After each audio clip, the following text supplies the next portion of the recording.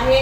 आपण पाचवीच्या सिलेबसला सुरुवात केली आहे. काल प्रॉब्लेम सेट फर्स्ट घेतला होता, त्याचे मी 2 क्वेश्चन काल घेतले होते. आज आपल्याला थर्ड, फोर्थ आणि जमलं तर 5वा पण घेणार आहे.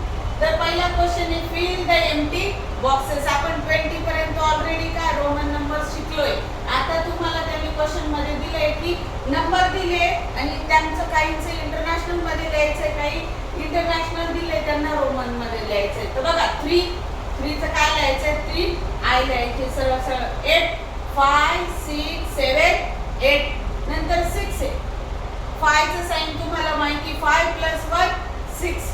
नंतर 12 ला 10 साठी आपण x वापरतो. 10 11 12 15 10 + 5 10 म्हणजे काय, x चं साइन वापरतो आपण आणि 5 म्हणजे v, तर x v 15. आणि शेवटचं दिलंय 19 ला सोपं आहे. 10 + 9 = 19. पुढचा क्वेश्चन आहे तुमचा write the numbers using Roman numerals. आता बघा आपल्याला परत त्यांनी काय दिलंय, नंबर दिले आणि कशामध्ये लिहायचंय, रोमन मध्ये. मग 9 कसं लिहितो आपण, x लिहायचा आणि इकडे काय द्यायचा i. म्हणजे 10 मधनं किती मायनस झाला 1, म्हणजेच तो झाला तुमचा x i म्हणजे 9. दुसरा दिलाय 2 तर सोपंच आहे, 2 i. नंतर दिलाय 17 ला काय 10 साठी आपण वापरतो x. मग x लिहा आधी. x + 5 म्हणजे किती झाले 15 आणि 2 i झाले की तुमचे 17. x v आणि 2 i. 10 + 5 + 2 17. आणि शेवटी दिलंय काय तुम्हाला 4 कसं लिहितो आपण, 5 आधी लिहायचा आणि i काय करायचं लेफ्ट साइडला. म्हणजे 5 - 5 - 1 = 4. पुढचा आहे 11 लिहायला सोपंच आहे. 10 + 1 = 11. हे तो इझीच आहे. नंतर काय तुमचं 18 कसं लिहिणार आपण, 10 + 5 15 आणि 3 i किती झाले तुमचे 18.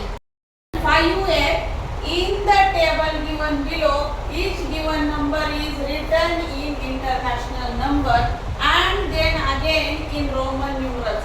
If it is written correctly in Roman numerals, put correct in the box under it. If not, put wrong and correct it. तर एवढा मोठा क्वेश्चन दिलाय. साधं काय म्हटलंय त्यांनी की आम्ही अंक दिले आणि खाली रोमन मध्ये लिहून दिलंय. तुम्ही सांगा आम्हाला ते लिहिलेलं बरोबर आहे का. बरोबर असेल तर करेक्ट ची खून करायची आणि बरोबर नसेल तर चुकीची खून करा. म्हणजे काय करा, अशी खून करा आणि ते बरोबर पण करून द्या. मग मी आता इथं पहिला इंटरनॅशनल नंबर्स, नंतर रोमन न्यूमरल्स त्यांनी दिले. इथं आपल्याला पुन्हा करायचे. त्यांनी जे दिलंय ते बरोबर आहे का चूक, आणि त्यांनी बरोबर दिलं असेल तर करेक्ट करायचं आणि चूक दिलं असेल तर आपल्याला इथं बरोबर पण लिहायचं आहे. एवढा मोठा क्वेश्चन बघून काही घाबरून जायचं नाही. काही नाही, सोपं विचारलंय की बरोबर आहे का चूक आहे ते सांगा आणि बरोबर नसेल तर बरोबर लिहा. मग नंबर्स केले आपण. इंटरनॅशनल नंबर दिले त्यांनी. पहिला दिलाय 4. बघा त्यांनी 4 कसा दिलाय, 1 2 3 4. मी तुम्हाला पहिल्याच दिवशी सांगितलं होतं की 4 i वापरायचे नाही. जास्तीत जास्त किती वापरू शकतो आपण, 3. मग यांनी किती वापरले 4. मग हे काय बरोबर आहे का चूक आहे, चूक आहे. मग करेक्ट 4 आपण कसा लिहितो, v लिहितो आणि त्याला इकडे काय देतो, लेफ्टला i देतो. म्हणजे या v मधनं काय करायचं, एक मायनस करायचा आणि तो करायचा 4. म्हणजेच काय 4 झालं. हे समजलं. आता पुढचा दिलाय 6 कसा दिलाय त्यांनी, v + i. v म्हणजे तुमचा 5 आहे. 5 अधिक 1 किती झाले 6. मग हे काय करेक्ट दिलंय त्यांनी. मग आपल्याला कशी ट्रिक करायची, करेक्ट. आणि इथं काही करायची गरज नाही. इथं याला पण करेक्ट करून टाकू. एम्प्टी ठेवला तरी चालेल. आता याला पण करेक्ट करून देऊ. नंतर काय दिलंय 8. आता 8 म्हणजे काय 10 - 2. तर असं चालत नाही. लेफ्टला तुम्ही एकच i वापरू शकता, 2 i वापरू शकत नाही. हा पण एक नियम आहे रोमन न्यूमरलचा. तर हे 10 x म्हणजे 10 आहे आणि ही 2 इकडे दिले म्हणजे 10 - 2 8 असं होतं. तर हे काय तुमचं रॉंग आहे.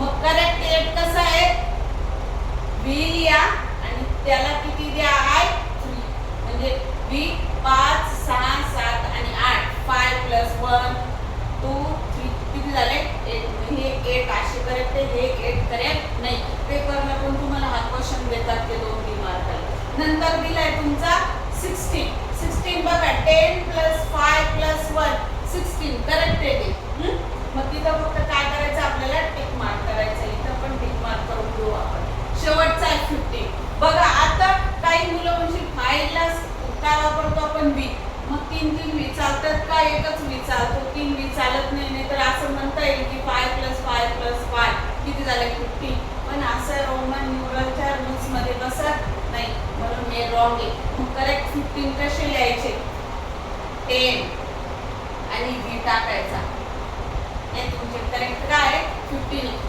अशी ऑड जे नंबर असतात तेच विचारतात आणि तसंही सोपं आहे समजलं तुम्हाला सगळ्यांना